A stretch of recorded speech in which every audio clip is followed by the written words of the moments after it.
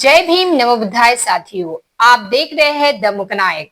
दमुक नायक में फिर से आपका एक बार स्वागत है। हमारे साथ जुड़े हैं दमुक नायक के संपादक एडिटर सत्यपाल वाघमारे जी। आज हम इनके साथ चर्चा करने वाले हैं, तो आइए हम स्टूडियो में इनका स्वागत करते हैं। सर, आपका चैनल में स्वागत है। जय भीम नमो बुद्धाय। सोशल मीडिया में जो खबरें आ रही है और जो वायरल वीडियोज हो रहे हैं, वो डॉक्टर बाबा साहेब अम्बेडकर जी के ऊपर लोग अनेक तरह के टिक्का टिप्पणी कर रहे हैं। लोग इस तरह से भी बातें कर रहे हैं कि संविधान बाबा साहब ने नहीं लिखा है, संविधान किसी और ने लिखा है और संविधान ये असमानता के ऊपर बना हुआ है। और आज तो ये भी बोला गया है कि संविधान से ऊपर मनुस्मृति है। तो इसी के बारे में आज हम सर विस्तार से चर्चा करने वाले हैं सर के साथ। तो आइए हम चर्चा में शुरुआत करते हैं। अगर आप इस चैनल पर नए हैं तो इस चैनल को सब्सक्राइब करें और बेल आइकन की घंटी दबाना ना भूलें ताकि ऐसे वीडियोस आप तक पहुंचते रहे। तो आइए दोस्तों, हम चर्चा में शुरुआत करते हैं। सर, जैसे कि वायरल वीडियो में इस तरह की खबरें आ रही है और वीडियोस चल रहे हैं सोशल मीडिया के ऊपर, बोल रहे हैं कि संविधान से बढ़कर मनुस्मृति है, कि संविधान से बड़ा मनुस्मृति ये धर्म ग्रंथ है। तो इसके बारे में सर आप क्या कहते हैं? धन्यवाद। जय भीम। संविधान से बड़ा अगर मनुस्मृति होता तो अंग्रेज मनुस्मृति को ही इस देश का संविधान घोषित करके निकल जाते। ये बड़ी अच्छी बात कही आप। इस देश का ही नहीं बल्कि पूरे दुनिया का सबसे घटिया अगर कोई ग्रंथ था तो वह मनुस्मृति था। इस देश का ग्रंथ किसी ने भी कभी भी नहीं माना सिवाय ब्राह्मणों के। इस देश के ब्राह्मणों ने ही वह कूट षड्यंत्र से, जो चतुर्वर्ण व्यवस्था के हिसाब से लोगों को उच्च नीचता का भेदभाव के लिए जो मनु ने लिखा हुआ उस ग्रंथ के हिसाब से इस देश के लोगों को जानवरों जैसा व्यवहार उनके साथ किया गया, ताकि इन लोगों को बताया जा सके कि इस ग्रंथ में ही लिखा हुआ है ऐसा कि तुम शूद्र हो, तुम इस प्रकार से रहना है। स्त्रियों के लिए किस प्रकार से उसमें घटिया बातें लिखी गई है, स्त्रियों को किस प्रकार से उसमें गालियां दी गई है। सर, जो अभिवेश्वर मुक्तानंद है, जो खुद को जगत गुरु कहते हैं, और वो शंकराचार्य भी अपने आप को कहते हैं।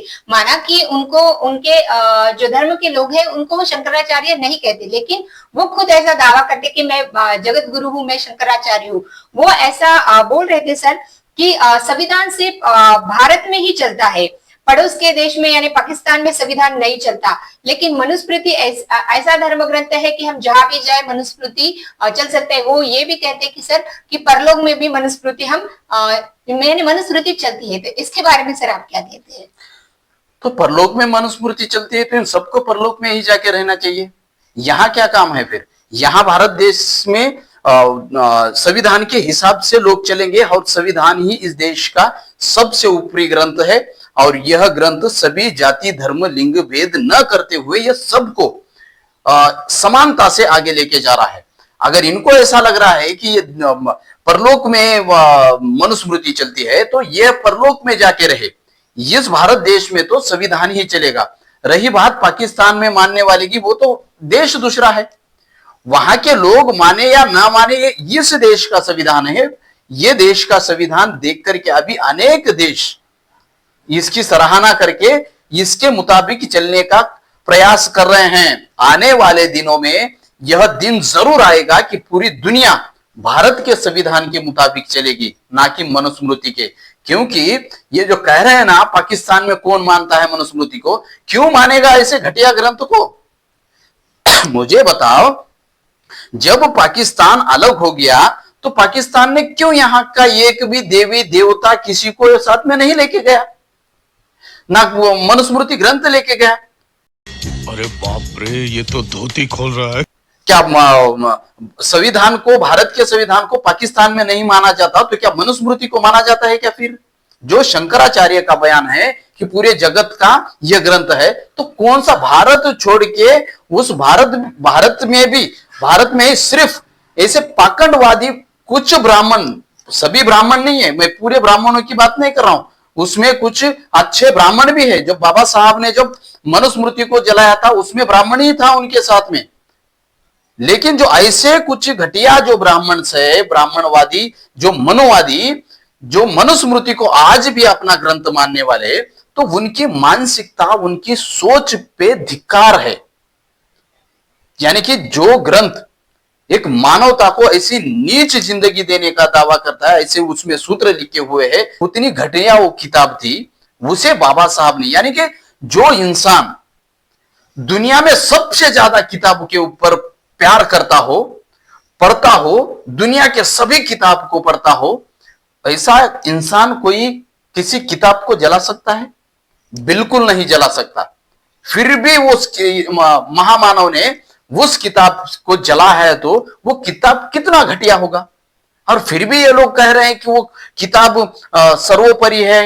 सर, उन शंकराचार्य का ये भी बयान था कि संविधान जो है वो भेदभाव निर्माण करती है, क्योंकि संविधान में भी ऐसा यानी लिखित है, नमूद है करके कि जैसे अधिकारियों में श्रेणियां दी गई है, यानी प्रथम श्रेणी, द्वितीय श्रेणी, तृतीय श्रेणी, चतुर्थ श्रेणी के अधिकारी होते हैं, और फर्स्ट जो श्रेणी के अधिकारी होते हैं उनको कुछ अलग तरह से ट्रीटमेंट मिलता है, यानी उनको बंगला गाड़ी ये सब रहता है। तो इसके बारे में आप क्या कहते हैं सर? मुझे तो इस आदमी के ऊपर हंसी आ रही है, ये कितना शुल्लक बुद्धि से बात कर रहा है। यानी ये सारी चीजों जो है योग्यता के ऊपर है। क्या मनुस्मृति के अंदर योग्यता को देख करके लोगों को समझा गया है? यहां तो वर्ण व्यवस्था के हिसाब से जो नीचे का पायदान, अभी हम ये जो नौकरी की श्रेणी की बात करेंगे, जो अटेंडर है वो पढ़ लिख करके वो कलेक्टर बन सकता है।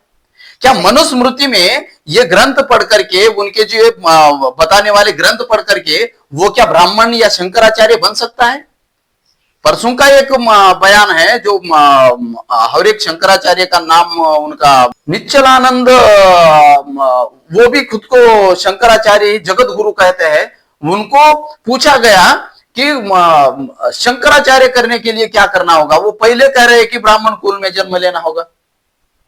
इस देश में कलेक्टर बनना है तो ब्राह्मण कुल में पैदा होने की जरूरत नहीं है, उसको पढ़ाई की जरूरत है, चाहे किसी भी धर्म का हो, किसी भी जाति का हो। क्या मनुस्मृति इजाजत देती है?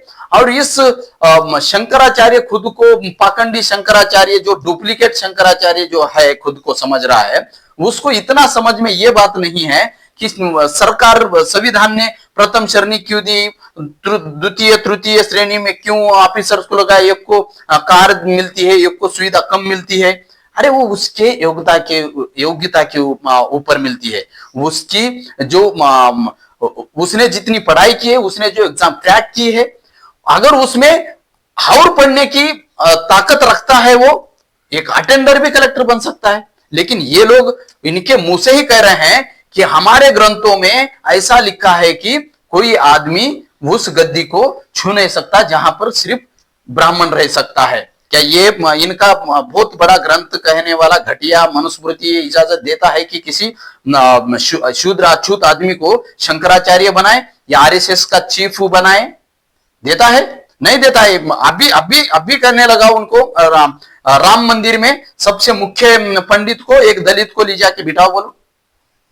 सर, और उनका ये भी बयान है, यानी उन्होंने बार बार ये जिक्र किया है कि आपका संविधान, वो अपने बयान में यही कहते रहे कि आपका संविधान ये कहता है, आपका संविधान ऐसा करता है, वैसा करता है। हाँ, सर, उनका बोलना ये भी था कि आपका संविधान परलोक भी नहीं मानता, यानी उनका ये भी बोलना था, यानी हमें सनातन धर्म बचाना है तो हमें इस ग्रंथों को, यानी मनुस्मृति को बढ़ावा देना चाहिए। देखिए, सनातन सनातन सनातन का इन्होंने ढिंडोरा पीटा रखा है। सनातन शब्द कहीं पे भी नहीं है।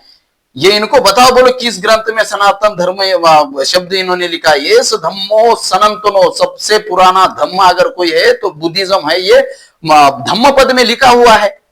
ये बाबा साहब खुद कहते हैं कि बुद्ध धर्म के तत्व हिंदू धर्म ने अनेक अपना लिए हैं, तभी अभी जो भी हिंदू धर्म के हिसाब से इनके इस धर्म में जो भी अच्छे बातें अच्छे संस्कार अगर कोई इन लोगों के सामने फिलहाल रख रहे हैं, वो बुद्धिज्म से ही अडेप्ट किए हुए हैं।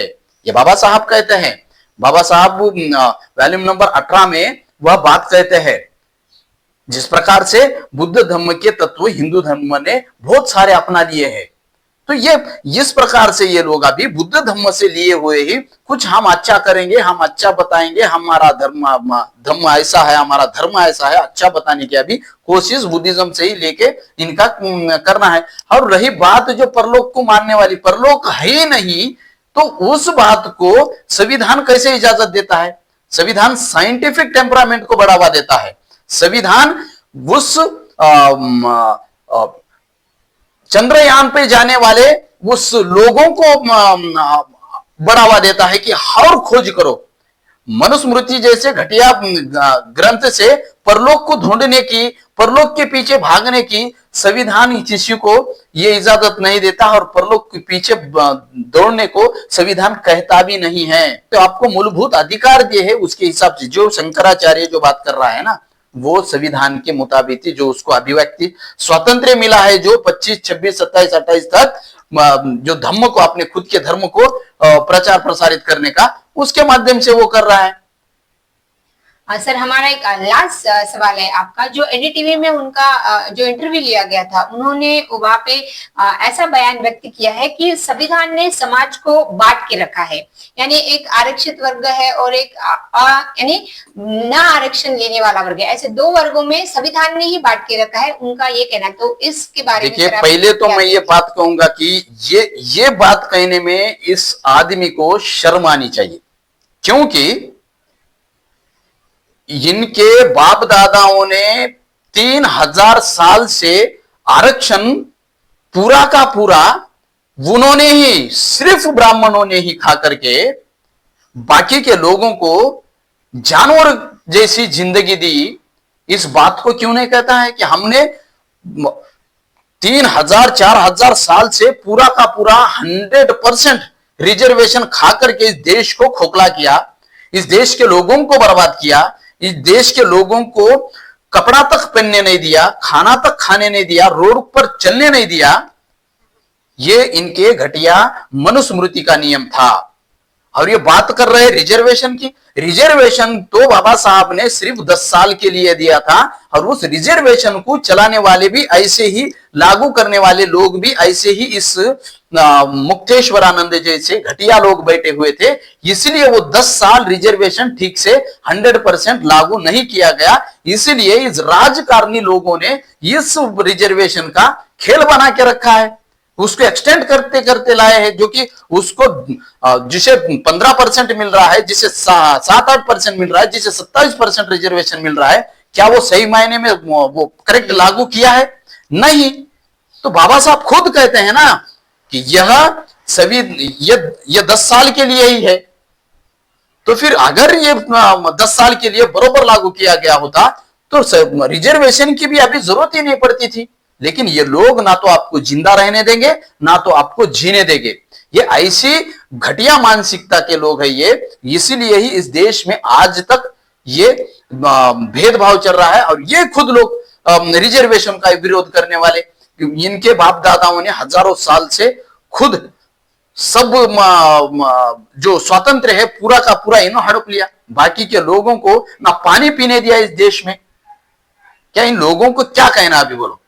जानवरों से भी बदतर इनकी सोच। और ये लोग कह रहे हैं कि संविधान ने उच्च नीचता का भेदभाव डाल दिया। अरे समता, स्वतंत्रता, बंधुता, न्याय उसके प्रियम्बल में लिखा हुआ है। तो इस प्रकार से ये जो लोग हैं अभी डर रहे हैं, ये जो लोग हैं मनुवादी, ये डर रहे हैं, क्योंकि लोग अभी इनको घर से बाहर निकाल रहे हैं। बाकायदा बोर्ड लगा रहे हैं कि ब्राह्मणों को पूजा के लिए वर्जित किया गया है, अगर कोई ब्राह्मणों को पूजा करने के लिए बुलाएगा तो उसको दंड लगाया जाएगा। इसी का ये डर है। तो ये डर हमें पसंद आया, ऐसा डरना चाहिए। बाबा साहब का डर है, ये बाबा साहब की हैसियत है। तो आज ये लोग इस प्रकार के नौटंकी करके संविधान को गलत बताना, संविधान के रचयिता बाबा साहब नहीं है, मनुस्मृति ही ये दुनिया का, देश का संविधान है, ये सब नौटंकी जो है सब लोग समझ रहे हैं। अब देख रहे हैं जो नॉर्थ में लोग थोड़ा सा इनके झांसे में फंसकर अंधश्रद्धा में गए हुए थे, वो भी लोग अभी इनसे अलग हो रहे हैं और खुद को ये साइंटिफिक टेम्परामेंट की ओर बढ़ रहे हैं और इनके पाखंडवाद को समझकर खुद की जिंदगी सुधारने का प्रयास कर रहे हैं, इसलिए ये लोग डर रहे हैं। धन्यवाद सर, आपने बहुत ही अच्छा जो सुझाव दिए हैं सर। दोस्तों, अगर हमें इस देश को चलाना है तो संविधान ही सबसे बेहतर है। अगर संविधान नहीं रहेगा, संविधान के ऊपर अगर ऐसी आपत्तियां आती है तो हमारा नागरिकत्व छीना जाएगा। इसीलिए संविधान के साथ खड़े रहो, जुड़े रहिए डेमोक्राइक के साथ। डेमोक्राइक आपकी आवाज बनेगा। जय भीम, नमो बुद्धाय।